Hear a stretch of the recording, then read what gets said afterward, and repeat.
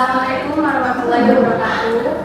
Sebelumnya izin kepada Ibu Rida Rizky Novanda SMSI selaku dosen pelaku mata kuliah pemasaran produk pertanian. Di sini perkenalkan saya Rida Nuwaila dengan NPM 1D023022 akan mempresentasikan hasil review jurnal saya yang berjudul tentang marketing channel preference among smallholders and farmers in South Africa.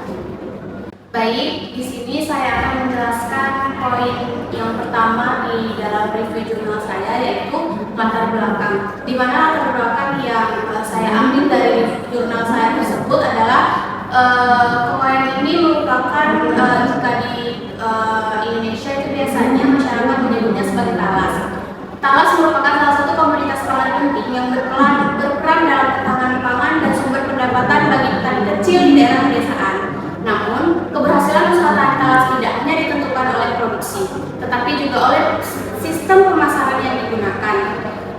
Sistem pemasaran menentukan bagaimana produk sampai ke konsumen. Terus yang selanjutnya itu ketika dalam praktiknya petani kecil menghadapi berbagai kendala dalam pemasaran seperti keterbatasan akses ke pasar formal, kemudian biaya transportasi yang tinggi, kemudian kurangnya informasi harga, serta keterbatasan dalam memenuhi standar kualitas pasar modern.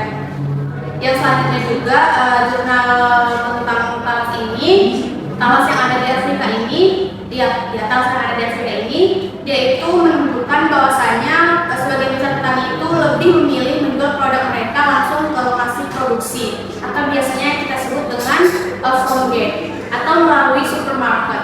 Hal ini menunjukkan bahwa keputusan pemasaran petani tidak hanya dipengaruhi oleh harga, tetapi juga oleh faktor-faktor sosial ekonomi, akses pasar, risiko, dan kemudahan transaksi. Dan yang terakhir, latar belakang yang bisa saya ambil adalah penting untuk menganalisis struktur pasar, saluran pemasaran, serta fungsi pemasaran yang terjadi dalam sistem pemasaran tanah, sehingga dapat dipahami bagaimana sistem tersebut bekerja dan bagaimana dampaknya terhadap kesejahteraan petani kecil. Dan yang selanjutnya, kedua adalah tujuan penelitian dari jurnal yang saya review. Di sini saya mengambil ada 4 tujuan penelitian. Yang pertama itu mengidentifikasi karakteristik sosial ekonomi petani talas. Yang kedua itu mengetahui saluran pemasaran yang digunakan petani talas. Kemudian yang ketiga itu menganalisis faktor-faktor yang mempengaruhi pilihan saluran pemasaran. Dan yang keempat itu mengetahui peran faktor seperti harga, jarak pasar, pendidikan, dan keanggotaan koperasi dalam menentukan pilihan saluran pemasaran.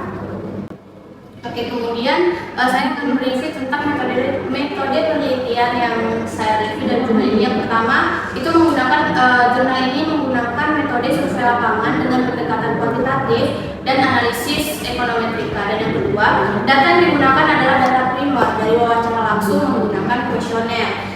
Selanjutnya itu adalah jumlah respondennya itu sebanyak 174 petani talas skala kecil yang ada di Afrika Selatan. Kemudian yang ketiga itu adalah yang keempat itu adalah teknik sampling menggunakan purposive sampling dan snowball sampling.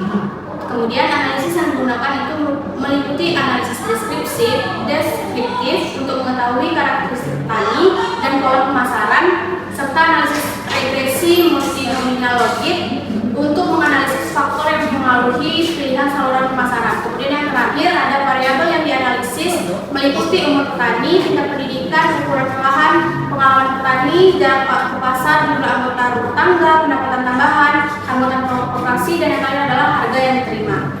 Baik, tadi kan telah saya jelaskan terkait temuan-temuan jurnal yang saya review, dan sekarang saya akan menjelaskan tentang struktur pasar dan aktor yang ada di dalam jurnal tersebut.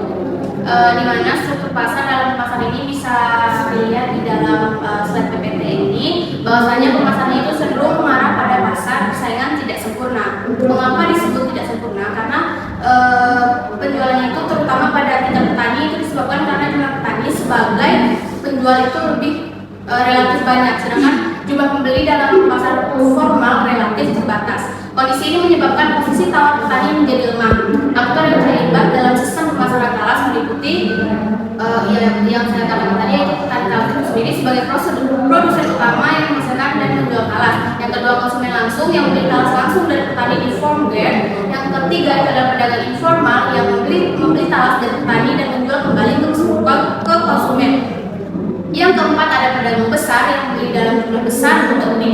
didistribusikan kembali. Yang kelima itu ada pasar formal atau supermarket yang membeli talas untuk dijual kembali kepada konsumen. Dan yang terakhir adalah lembaga atau aggregator yang berperan dalam mengumpulkan dan mendistribusikan produk. Dan setelah struktur pasar dan aktornya tadi, saya menjelaskan tentang saluran pemasaran dan alur distribusinya. Yang pertama, saluran pertama itu adalah petani itu menjual langsung kepada konsumen di frontier. Saluran ini merupakan saluran yang paling pendek dan paling banyak digunakan.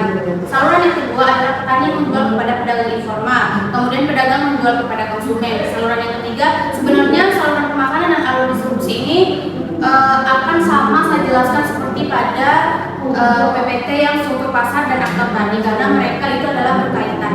Tetapi di sini saya menjelaskan tentang alur distribusi produk dimulai dari petani sebagai produsen, kemudian pedagang atau langsung ke konsumen, kemudian tergantung pada saluran yang digunakan. Dan saya menjelaskan bahwasanya semakin banyak saluran pemasaran, semakin banyak pihak yang terlibat dan semakin besar biaya pemasaran yang terjadi. Sebaliknya, saluran pemasaran langsung memberikan keuntungan berupa biaya rendah dan pembayaran cepat bagi petani. Di awal tadi saya banyak mengatakan bahwasanya pembelian secara langsung itu merupakan fungsi pemasaran yang dominan. Mengapa demikian? Di slide ini saya akan menjelaskan. Yang pertama, fungsi pemasaran ini dalam sistem pemasaran talas itu meliputi fungsi pertukaran, fungsi fisik, dan fungsi fasilitatif. Dan yang kedua itu fungsi pertukaran meliputi kegiatan penjualan oleh petani dan pembelian oleh konsumen atau pedagang. Kemudian fungsi ini merupakan fungsi yang paling dominan karena sebagian besar transaksi dilakukan secara langsung antara petani dan pembeli. Dan yang ketiga adalah fungsi fisik meliputi kegiatan transportasi, penyimpanan, dan distribusi produk. Fungsi ini lebih banyak dilakukan oleh pedagang dibandingkan petani karena pedagang bertanggung jawab dalam memindahkan produk dari petani ke pasar. Dan yang terakhir itu adalah fungsi fasilitatif meliputi kegiatan seperti penyediaan informasi pasar, pembiayaan, standarisasi kualitas, dan penanggulangan risiko. Fungsi ini masih terbatas dalam sistem pemasaran, terutama pemasaran talas, terutama karena sebagian besar transaksi terjadi di pasar informal yang tidak memiliki standar kualitas yang ketat. Oke, setelah semua poin-poin yang telah saya jelaskan tadi, dimulai dari latar belakang hingga fungsi pemasaran dominan, kemudian saluran pemasaran dan distribusi, struktur pasar dan aktor, temuan jurnal, serta metodologi penelitian dan tujuan. Dan yang terakhir ini saya akan menjelaskan tentang perbandingan temuan jurnal yang telah saya baca dan yang telah saya review dengan kondisi pemasaran. Sebelumnya di sini saya mengambil perbandingannya itu di sekitaran pasar Minggu Kota Bengkulu, karena melihat pemasaran yang ada di sana dan itu adalah salah satu pasar yang terdekat dari kediaman saya. Yang pertama bisa dilihat di dalam tabel. Di sini saya menyajikan perbandingan jurnal saya itu dengan tabel. Yang di sini ada aspek temuan jurnal yaitu petani talas itu sendiri, kemudian kondisi pasar Minggu di Kota Bengkulu dan faktor penyebabnya. Dan yang pertama itu adalah jenis saluran pemasaran, di mana di jurnal ini ditemukan bahwasanya didominasikan saluran informasi seperti formulir yang saya katakan dari awal sampai akhir ke temuan jurnal saya tadi dan penjualan langsung. Kemudian yang di kondisi pasar itu dia didominasikan oleh pasar tradisional, di mana pedagang itu menjual langsung ke konsumen, dan faktor penyebabnya itu karena skala usahanya kecil yang pertama, dan yang kedua itu sistemnya tradisional, lebih mudah dan fleksibel. Yang kedua itu adalah sistem pembayaran. Di temuan jurnal saya yang di petani skala kecil yang ada di Afrika itu mereka pembayarannya itu dilakukan secara tunai, dan sedangkan di kondisi di pasar Minggu itu pembayarannya juga dilakukan secara tunai. Ini tidak ada perbedaan yang signifikan karena sama-sama pembayarannya itu secara tunai antara pedagang dan konsumen. Dan faktor penyebabnya itu adalah pedagang membutuhkan perputaran modal yang cepat. Yang ketiga itu adalah struktur rantai distribusi, di mana di dalam jurnal itu petani itu dapat menjual langsung ke konsumen atau biasa kita kenal sebagai atau kita sebut sebagai rantai pendek. Kemudian di pasar Minggu Kota Bengkulu itu saya mereplikanya seperti ini yang ada di tabel. Itu rantai itu lebih panjang. Itu dari petani, pengepul, pedagang, baru kemudian ke konsumen. Dan faktor penyebabnya itu adalah pedagang tidak membeli langsung dari petani karena keterbatasan akses dan modal cepat. Yang keempat itu adalah akses ke pasar formal, di mana dalam jumlah itu adalah ada peluang masuk ke pasar formal bagi petani tertentu. Sedangkan di pasar minggu Kota Bengkulu itu sangat terbatas karena pedagangnya hanya menjual di pasar tradisional. Kemudian faktor penyebabnya adalah pendidikan rendah, tidak ada kelembagaan atau kemitraan formal. Kemudian itu adalah peran pelaku utama. Tadi sebagai produsen sekaligus penjual yang di pasar Kota Bengkulu itu pedagang mengejar sebagai penjual bukan produsen. Karena mereka sekedar menjual saja, tidak memproduksi apa yang mereka jual. Dan yang terakhir itu adalah faktor penyebabnya itu adalah pembagian peran dalam sistem distribusi lokal. Yang berikutnya itu adalah pengaruh transportasi dan jarak. Di dalam jurnal itu jarak dan biaya transportasi mempengaruhi dan sangat mempengaruhi pilihan dan saluran pemasaran. Sedangkan di pasar minggu Kota Bengkulu itu pedagang bergantung pada pengepul yang mengantar barang ke pasar. Jadi mereka itu tidak membeli langsung atau tidak membeli langsung ke tempat si pengepul itu berada. Sedangkan